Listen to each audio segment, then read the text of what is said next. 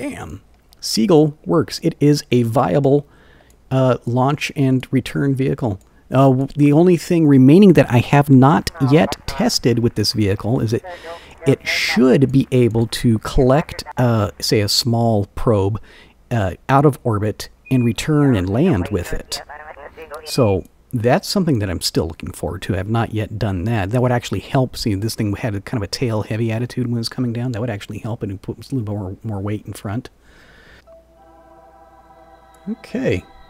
So, yeah, this is, you know, I understand people like seeing explosions, but every once in a while I want to see a mission that runs, you know, correctly. I want things to actually work. Wow, we've got a... Okay, so now let's go to Cartographer 2 probe. So I'm going to fly this one and see what we can do about getting this thing to the moon. Bang. All right. So here he is, an orbit of Kerbal, this really kind of an inclined orbit. I'm going to set the moon as target. First thing, let's get around, wow, 4.2 degrees off. Yeah, let's normalize that, huh? Pull this one up.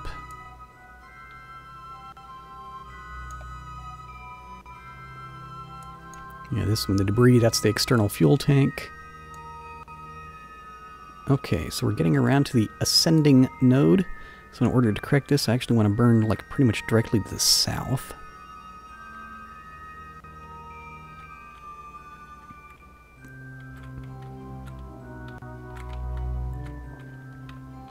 Put it right between the prograde and retrograde markers.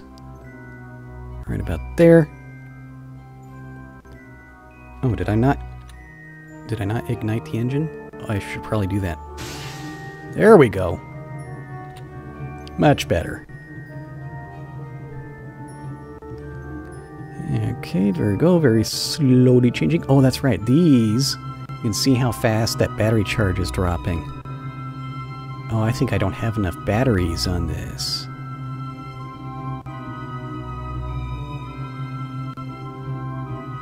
Because it's going to drop down.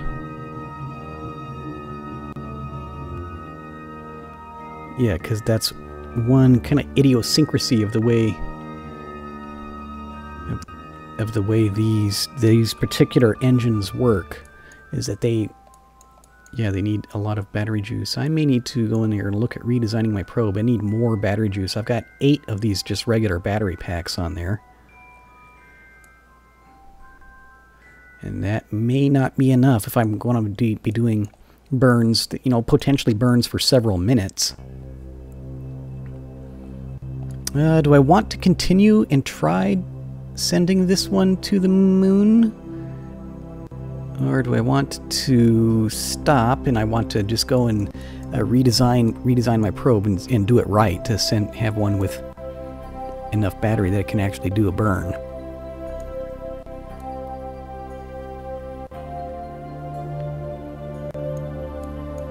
I think I may want to do it that way. Like redesign and maybe get one up here that actually has enough battery power. We'll just leave this guy in Kerbal in orbit for a little while.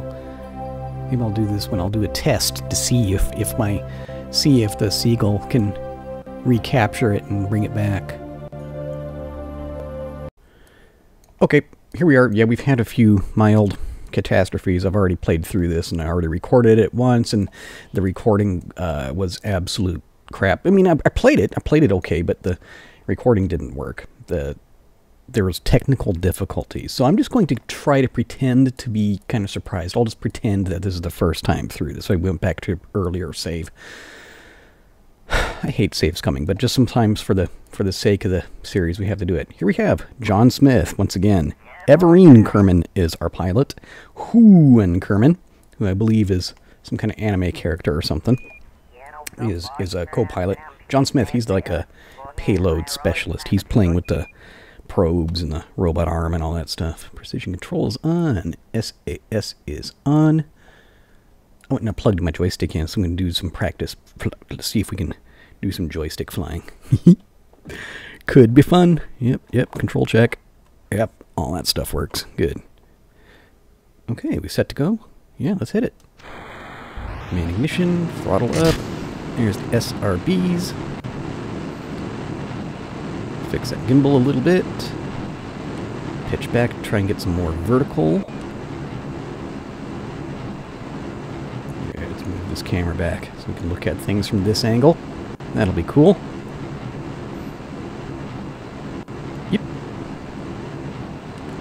Yeah. Like, I started out a long time ago when I first played this game. I always used the joystick, but I don't know, I just kind of got out of the habit of doing it, because I know it can kind of be a pain.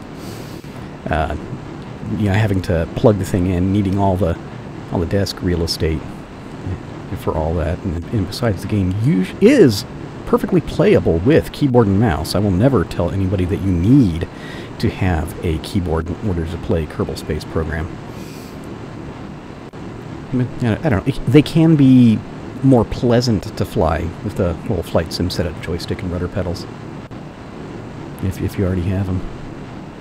But yeah, keyboard and mouse works perfectly fine. This is just, I don't know, this is kind of the champagne option. It's one of the finer things in life. We had that commercial a long time ago. Okay, now we get to this really annoying part where you see my game does this. I don't know why. See, it runs for a second and it freezes up for a second. It runs for a second and it freezes for a second. It's extremely annoying. Let's actually try one thing here. Let's go to dynamic warp half speed. It's a mod, which will just make things kind of easier to control, since I'm only being able to occasionally have control of my vehicle, you know? Okay, yeah, let's try and... Yeah, we've got too much of a gravity turn going already. Wow, is this a mess. Look at that. Look at it. Stutter, stutter, stutter, stutter. This is 0 frames per second. This is, you know, less than 1 frame per second. Okay, maybe it's not 0, but it's like half a frame per second or something like that.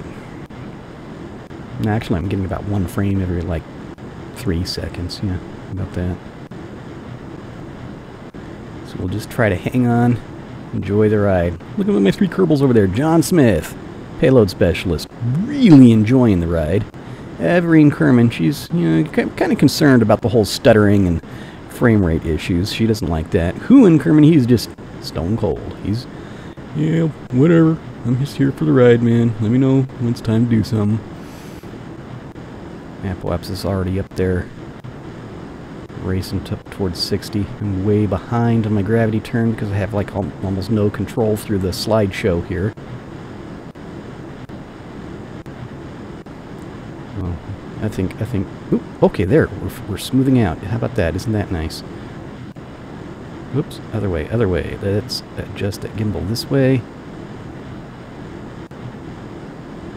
Good, okay, good. Now, bring it back. Oops. Oh, barely caught that in time. Maybe I didn't catch it in time. Come on. Alright, RCS. Okay, this could be scary. This could be scary. No, could be. It is scary. The gimbal's engine's down a little bit. Okay, let's try and get this pointing in the right direction. That's right, I'm still moving at half speed, aren't I?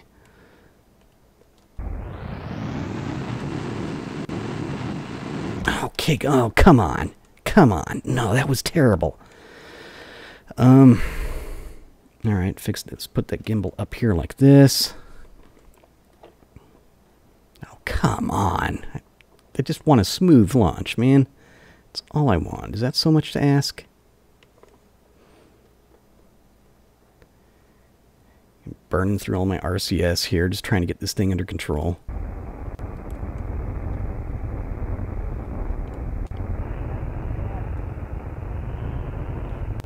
Come on.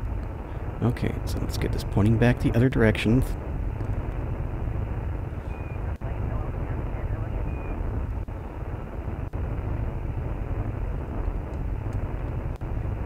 Good, okay. Good. Now, let's point it right here. SAS, please. Let go of this.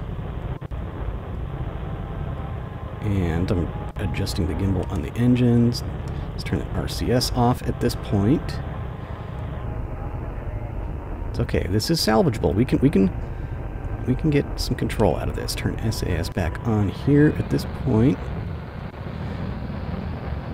Release some of the controls. Do some engine gimbling. Okay.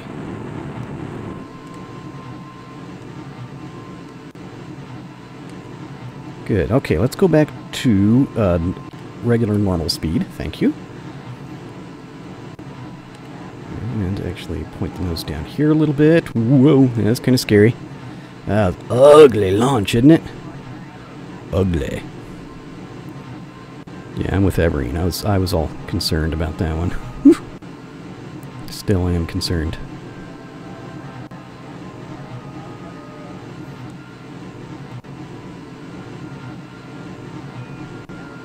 What is this in the background right there? Was that one of my SRBs or something?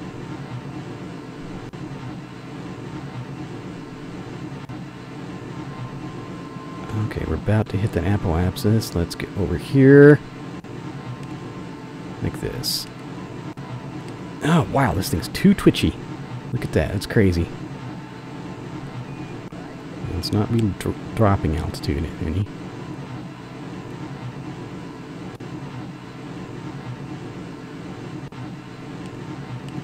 100 kilometers being my target altitude.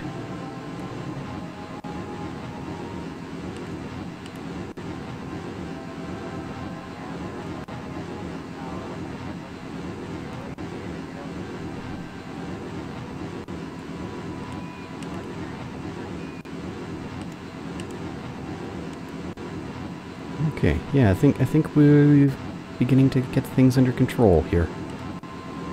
This is not a disaster. It's just a very, very interesting launch, you know?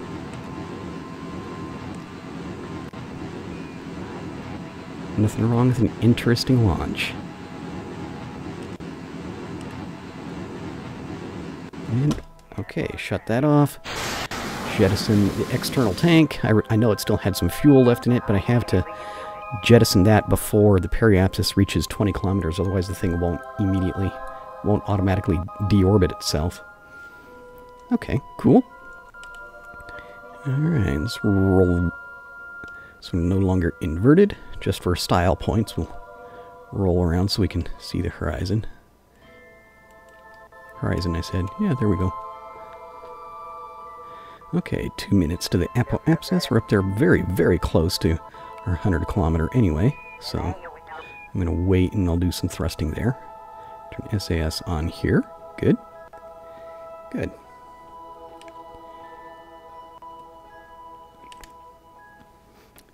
All right, Everine, Huan, John Smith, all three of you. That was, you know, with as interesting a launch as that was, I bet you three weren't entirely certain that you're even going to make it into space, but here we are. Yep, let's open up the doors. Get some sunlight in there on the probe. Let's see, we definitely don't need that anymore. How eccentric is this orbit, or inclination is? Slightly less than a degree. That's actually, I was trying to, once it got a seriously bad inclination, I was trying to fix that a little bit. And it looks like we may have had some success in doing that. Here we go. Center right about here. Actually doing a little bit of thrusting now. Adjust the engine gimbal some. Good.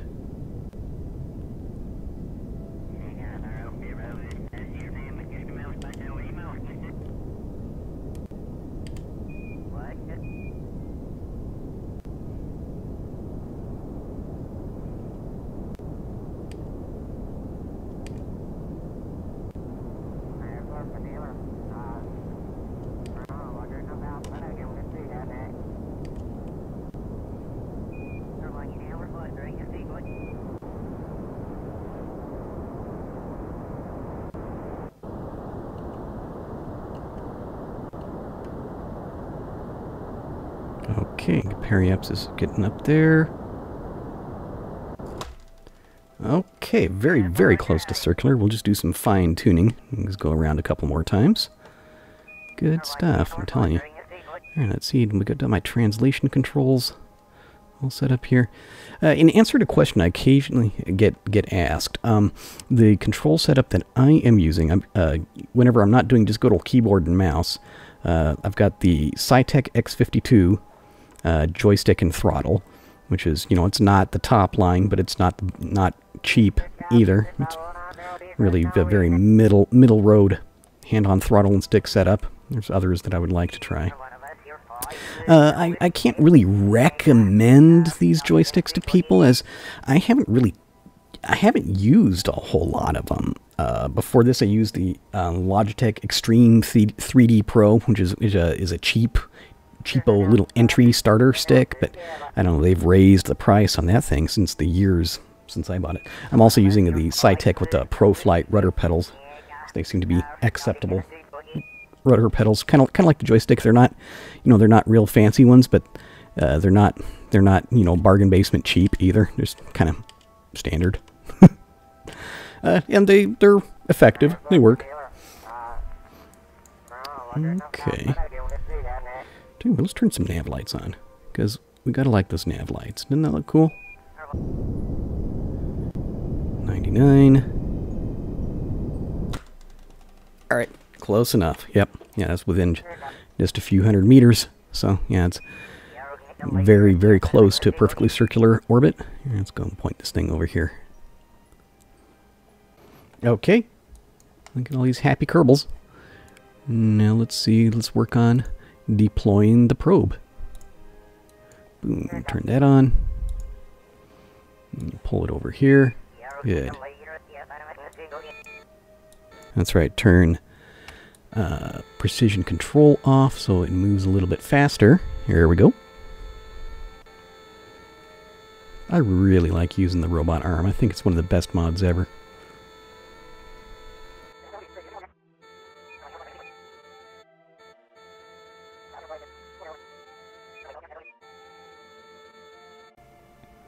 I want this one, this joint. Yeah, here we go. Shoulder joint. Yeah, we'll just grab him by the engine over there. Oops, wrong way. There we go. Like that. There, like that. Good. Alright, turn precision control back on.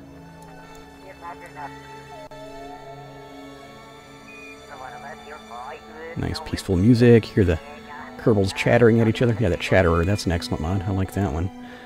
Okay, turn magnet on. Object is in range. This time we're going to... Okay, well, first off, let me see. I've got one hotkey set up to turn off the quantum struts. So, which one is it? This one? Okay, all the quantum struts are turned off. I should have another hotkey set up to decouple this probe. So I want to decouple it. As soon as I see it's loose, then I turn the magnet on. Decouple? Oh, it didn't decouple. Hello? I thought I fixed this. Okay, well, let's do it this way. Decouple, crash, bang. Things slam into it. Turn that on. Got our dish antenna clipping through the side of the cargo bay. It's kind of chaotic, but, you know, it's controllable. We can deal with it. Alright, that was fun.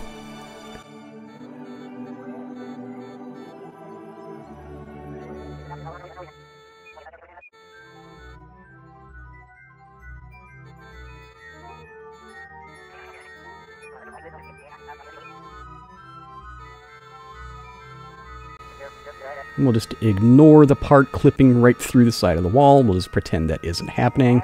Look away, I see nothing. I suppose I could sort of fix that, like that. There we go.